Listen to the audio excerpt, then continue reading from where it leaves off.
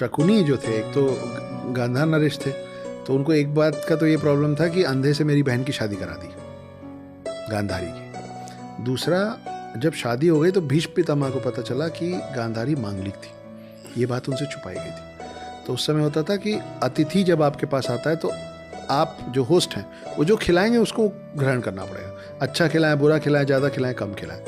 तो भीष्म पितामह ने गुस्से से शकुनी के पूरे कुनबे को बुलाया, पूरे गांधार कुनबे को बुलाया, बोला आप अतिथि बन के आइए।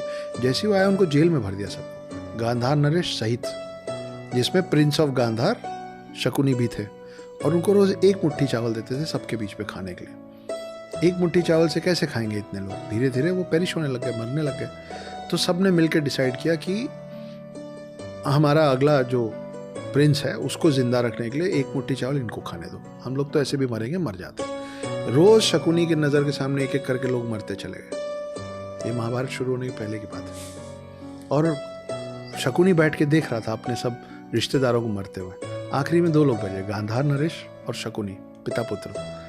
तब पिता ने बोला कि इधर आओ, मेरे को तुमको एक तोहफा देना है। तो जब वो पास आए, अब ये मरने वाले हैं ना, गांधार नरेश मरने वाले हैं, बूढ़े भी हैं और कुपोषित भी हैं। पूरे शरीर की ताकत अपने पाँव में लाके उन्होंने शकुनी के घुटने पे लात मार दी और शकुनी का घुटना टूट गया। चीखते हुए दर्द में बोला, ये क्या किया आप? मैं आपका बेटा हूँ।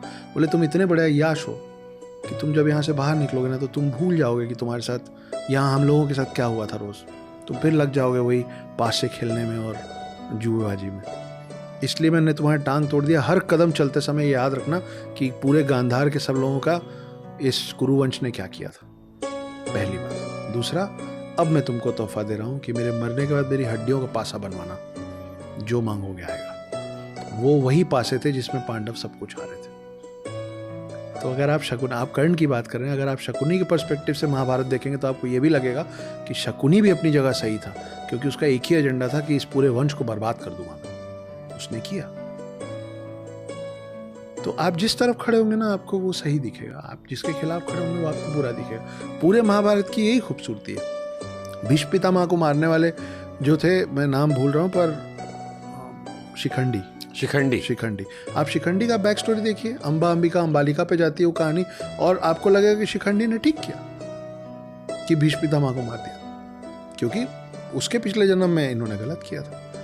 द्रोणाचार्य को मारने वाली कहानी आप देखिए तो आपको पता चलेगा कि द्रौपदी के भाई द्रुपद ने जो किया वो ठीक किया, क्योंकि उसने अपने पिता को एक ही प्रॉमिस किया था कि द्रोणाचार्य को मार दूंगा मैं। तो वो भी अपना धर्म और अपने पिता के प्रति जो राम निभा रहे थे वही द्रुपद निभा रहा था।